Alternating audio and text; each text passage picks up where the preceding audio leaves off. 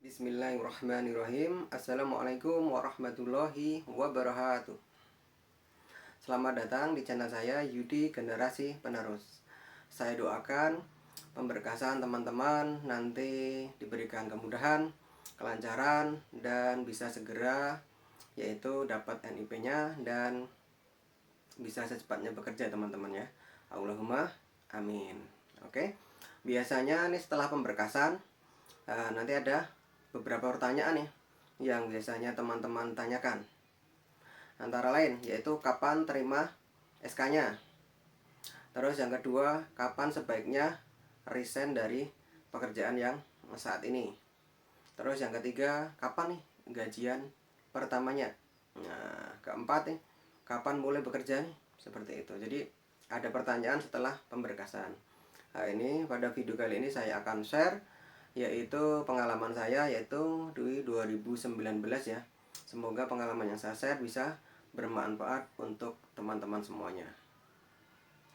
Oke teman-teman, jadi nanti setelah pemberkasan itu selesai, teman-teman sebenarnya tinggal menunggu yaitu NIP keluar teman-teman. Jadi tinggal menunggu NIP keluar.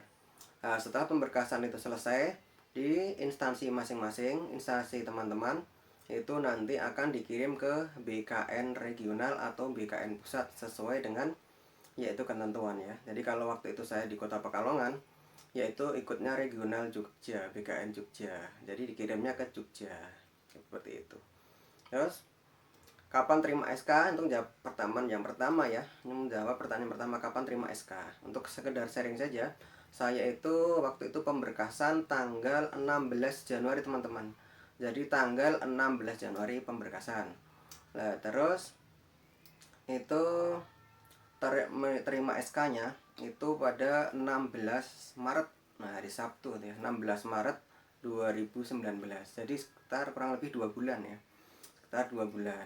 Nah, terus hari Seninnya itu tanggal 18 Maret itu langsung lapor ke OPD, organisasi perangkat daerah atau ke dinas, karena nanti pada saat kita lapor itu akan dibuatkan SPMT, surat perintah melaksanakan tugas teman-teman. Nah, seperti itu. Nah, jadi untuk kapan terima SK kurang lebih 2 bulan. Kalau kemarin sempat ada kabar Desember sudah dapat SK, yaitu paling cepat itu 1 bulan. Paling cepat 1 bulan.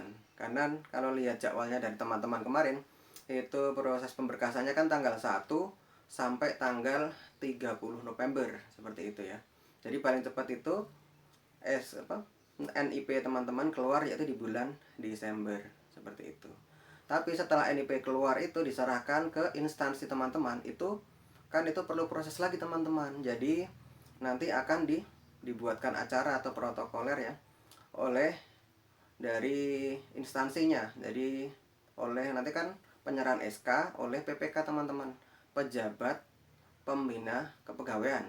Nah gitu ya, PPK, pejabat pembina kepegawaian. Kalau di kota itu adalah wali kota. Nah kalau di kabupaten itu adalah bupati teman-teman. Nah nanti kan ada acara penyerahan SK. Jadi setelah SK itu NIP tadi keluar, diserahkan ke instansi, itu nggak langsung dikasihkan teman-teman, nggak, tadi akan dilihat dulu schedule dari bupati atau wali kota untuk bisa penyerahan SK CPNS ke teman-teman. Seperti itu. Jadi waktu itu saya menunggu kurang lebih 2 bulan. Jadi pemberkasan 16 Januari, terima SK yaitu 16 Maret, kurang lebih 2 bulan. Seperti itu. Jadi bisa gambaran teman-teman aja ya. Jadi paling cepat teman-teman itu Desember terima SK. Nah, paling lambat semoga aja Januari sudah terima SK-nya, CPNS-nya. Allahumma amin.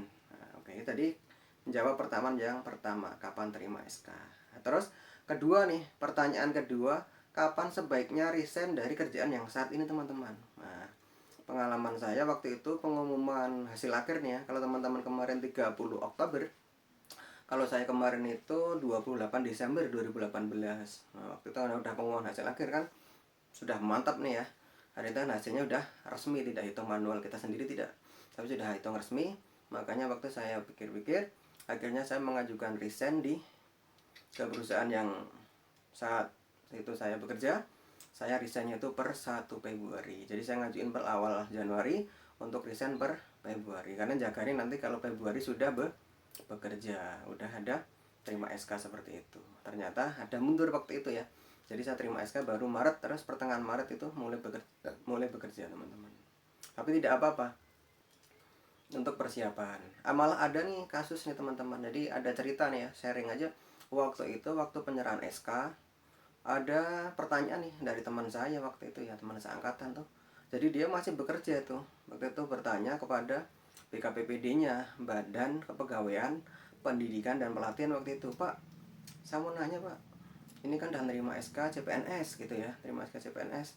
Terus kapan nih kita untuk lapor ke OPD gitu ya, bekerjanya kapan nih? Karena saya masih bekerja Pak di tempat yang lama nih, gimana nih Pak gitu kan? Gitu.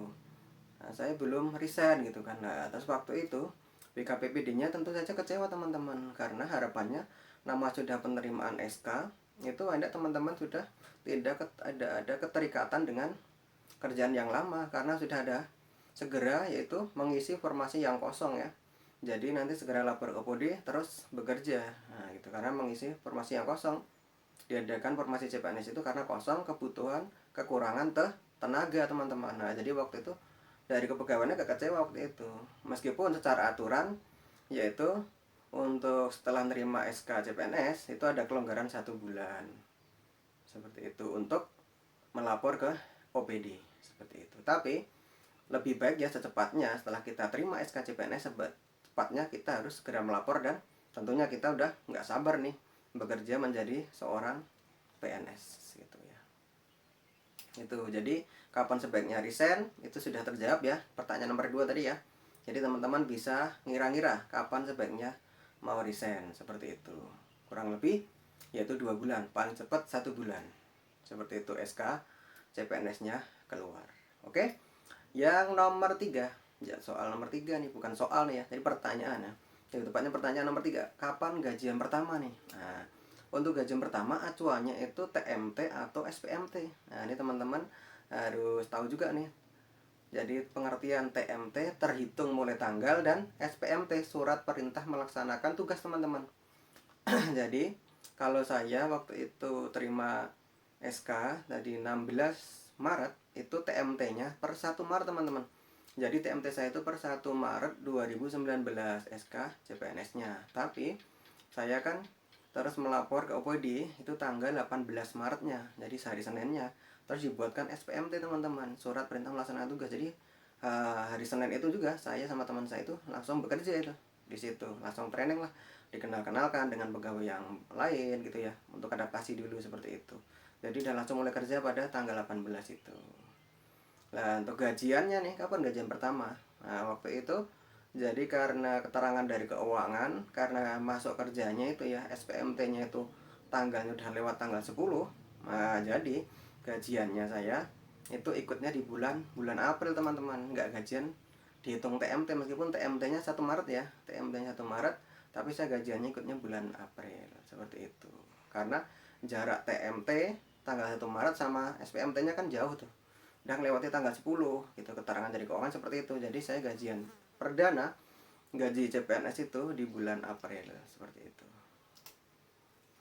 Oke, jadi nanti teman-teman tinggal menunggu itu ya, TMT-nya per kapan, terus SPMT-nya seperti itu. Itu yang pertanyaan nomor 3, semoga sudah terjawab ya. Jadi kapan gajian pertamanya seperti itu. Tapi alhamdulillahnya teman-teman, karena TMT-nya 1 Maret 2019, jadi amanah undang-undangan mengamanatkan bahwa 1 tahun harus sudah diangkat PNS. Nah, jadi alhamdulillah, jadi per 1 Maret 2020 kemarin alhamdulillahnya sudah keluar yaitu SK PNS-nya, karena sudah setahun persis gitu. Oke. Terus yang nomor 4 tadi ya, untuk pertanyaan kapan mulai bekerja. Nah, tadi udah saya jelaskan juga ya, di sebelumnya udah terjawab juga ya, kapan mulai bekerja. Jadi kapan mulai bekerja itu emang acuannya dari TMT dan SPMT-nya. Meskipun kadang kalau saya itu TMT-nya 1 Maret, karena SPMT-nya surat perintah melaksanakan tugas baru 18 Maret. Nah, jadi saya mulai kerja waktu itu 18 Maret. Jadi ini setelah kita lapor ke OPD atau dinas, nah itu akan dibuatkan SPMT lah. Begitulah, setelah itu tentu kita akan mulai bekerja saat itu juga teman-teman. Oke teman-teman, jadi itu punya ini ya, apa yang saya share, jadi bisa memberikan gambaran nih teman-teman ya. Yang kemarin masih ada pertanyaan, kapan terima SK-nya nanti ya, terus kapan sebaiknya resign dari pekerjaan yang saat ini, kapan gajian pertamanya, terus kapan mulai bekerjanya itu. Nah gitu, udah. Semoga dengan video yang saya share ini, semoga bisa terjawab semuanya ya. Semoga yang saya share bermanfaat untuk teman-teman dan bisa menjadi ilmu manfaat. Oh ya teman-teman, untuk berikutnya ya, kadang masih teman-teman ada pertanyaan tentang latsar nih. Nah, insya Allah nanti saya akan ngupas tuntas nih ya tentang latsar itu ya. Tentang latsar itu yang gimana yang lagi hamil, gimana yang ibu menyusui, seperti itu ya. Terus pertanyaan-pertanyaan lain ya nanti akan saya sajikan di video-video berikutnya insya Allah ya. Kan latsar kan masih lama ya, wong terima SK aja kan belum ya. Nah insya Allah nanti akan saya sajikan pengalaman saya ya, bisa bermanfaat untuk teman-teman semuanya. Oke, demikian video yang saya share pada video kali ini, semoga bermanfaat. Terima kasih. Wassalamualaikum warahmatullahi wabarakatuh.